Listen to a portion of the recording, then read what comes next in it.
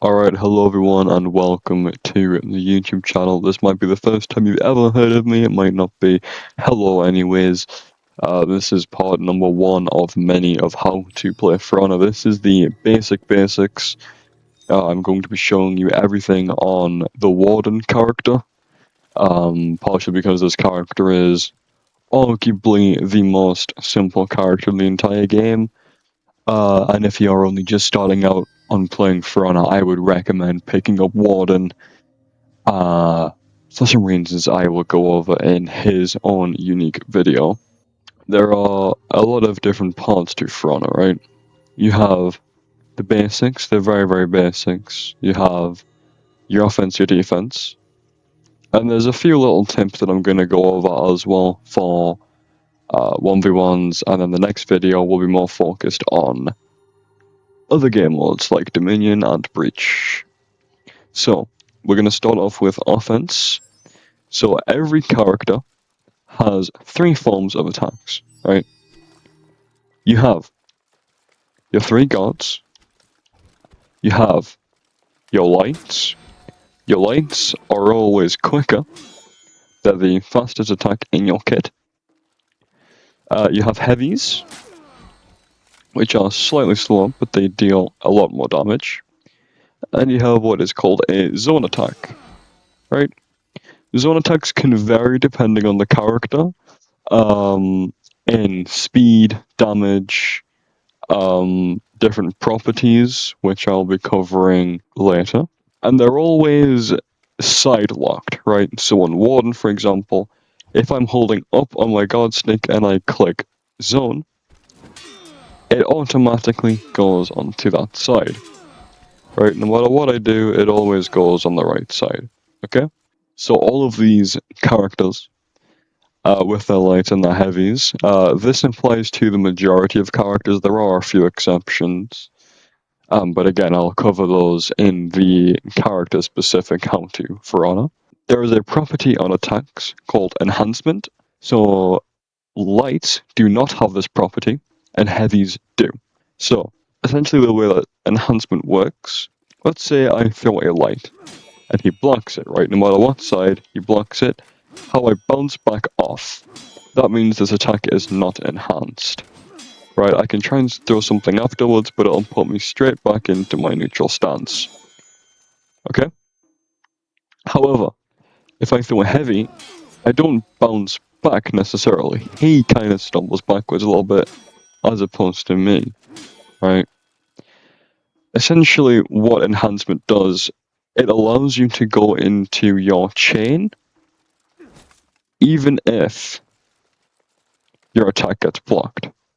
So let's say, if I try to throw a light and then go for a bash, for example, on Warden, it doesn't work, I just guard break instead.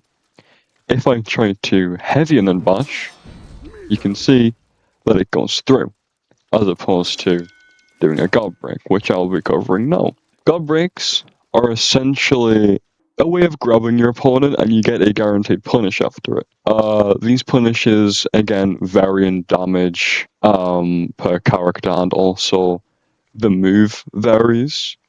So on Warden, for example, the punish for a guard break is a side heavy. Side meaning left or right side, not top.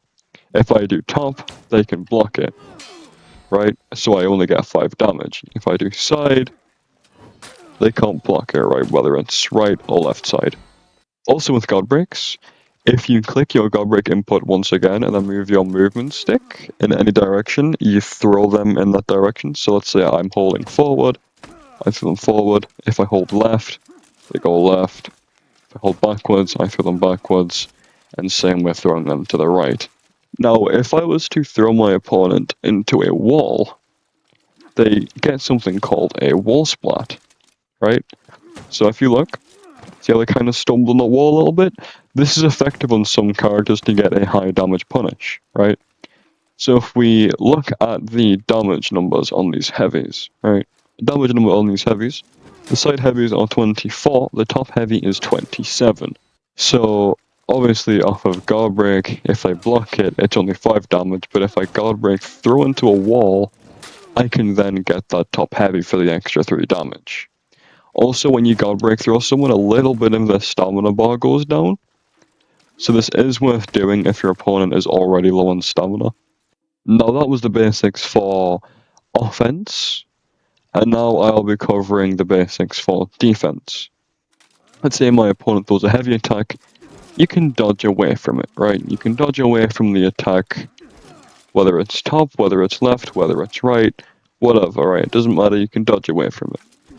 You can also change your indicator to match theirs, and this does a block. This negates the majority of damage, and of course, if they throw a light, it isn't enhanced, so they bounce back, right?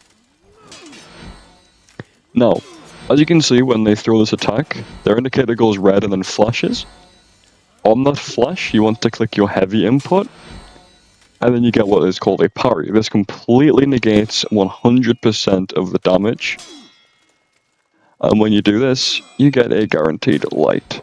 Again, this punish does change depending on the character. Some characters you get dodge forward lights, some characters you get zones, some characters you get double lights, etc, etc, right? The punish changes depending on the character.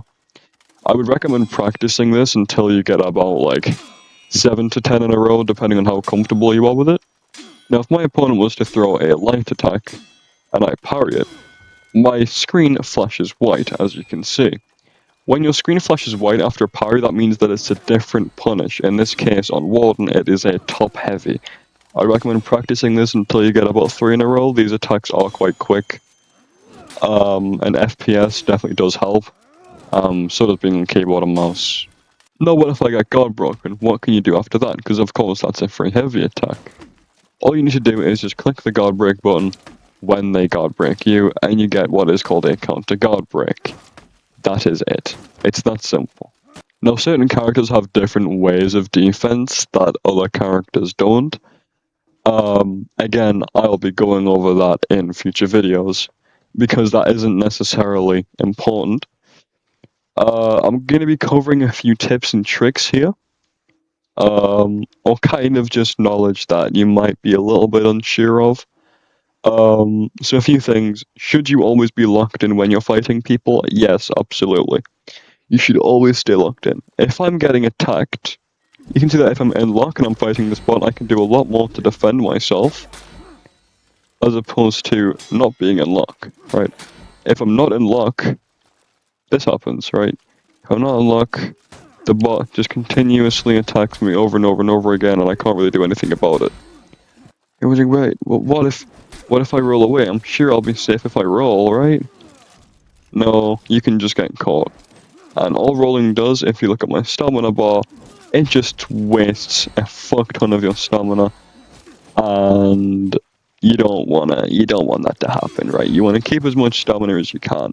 Speaking of stamina preservation is very, very, very important, especially when you are, let's say, against a character that can drain your stamina quite efficiently, which isn't as prominent anymore as it used to be, but there are still a few characters that can drain your stamina quite a bit. I'm just doing attacks constantly like this, right?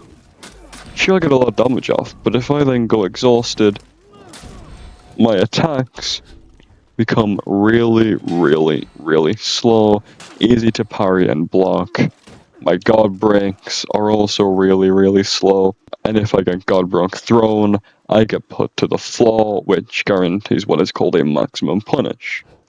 Now, a max punish, this again varies on the character. These are quite complicated on some characters, but on Warden, for example, if I guard break through my opponent, how will they fall to the floor? I do a zone into a top heavy. You can see bottom right, that is 45 damage. That is damage that you do not want to be eating. Let's have a little look at the health bar after I do that. That is a lot of damage after one guard break. You do not want to be eating that, okay? Because normally, that is only that much damage. It's only normally 24. That's an extra 21 damage, just because you decided to waste your stamina. Now, another key thing, which is very, very, very important. 1, faster attacks do not mean better. And 2, higher damage attacks does not mean better. So you may be wondering, oh, well, what do I do? Find a good medium? No, not necessarily. What you need to do, you need to mix it up, right? If I'm sat here, just doing this constantly, right? Just throwing lights, they're going to catch it eventually, they're going to find a way to counter it, right? And I'm not doing very much damage, I'm wasting quite a bit of my stam. It's a very, very, very slow way to kill them. Of course, I'm not saying try to kill them as fast as you can, but you have to be smart with it, right? Let's say I'm only throwing these attacks, the heavies, right? They're really, really slow and very, very easy to counter. But on the other hand, if I'm doing this, right, light, heavy, you know, and I start adding bashes into that, or of course, this changes depending on the character, but you get the point, right? If you start mixing up what you're doing, it confuses the opponent, they might not know what to do. But that doesn't mean that you need to be on aggression at all times. If I'm on aggression at all times, 1, my stamina runs low, 2, I leave myself open to being punished quite a lot. If I end a chain on a light, that leaves me vulnerable, right? That's their turn to attack. Of course, you can try and continue your chain all you want, but if they dodge at any point one of these bashes, and they make the correct read, they can guard break me, and then it's their turn to attack, all because I was being overly aggressive.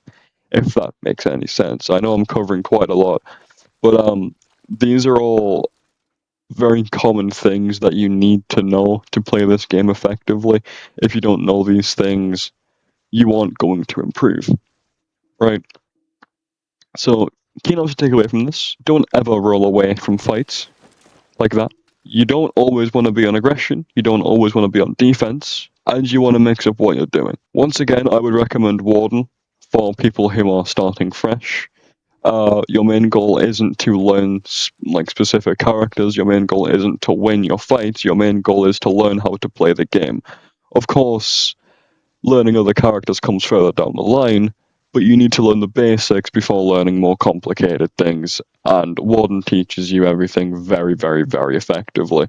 He teaches you about risk reward, he teaches you the basic punishes, and all that good stuff, better than any other character does. And not only does he have a very simple moveset to get used to and master, it is also very, very effective. He is in very high tiers in 1v1s, 2v2s, and 4v4s at all skill levels. Yeah, that's why I'd recommend playing Warden. Thank you everyone for watching. I'll be making more of these videos in the future. And if you enjoyed it, make sure to subscribe, and I will see you all in the next video. Goodbye.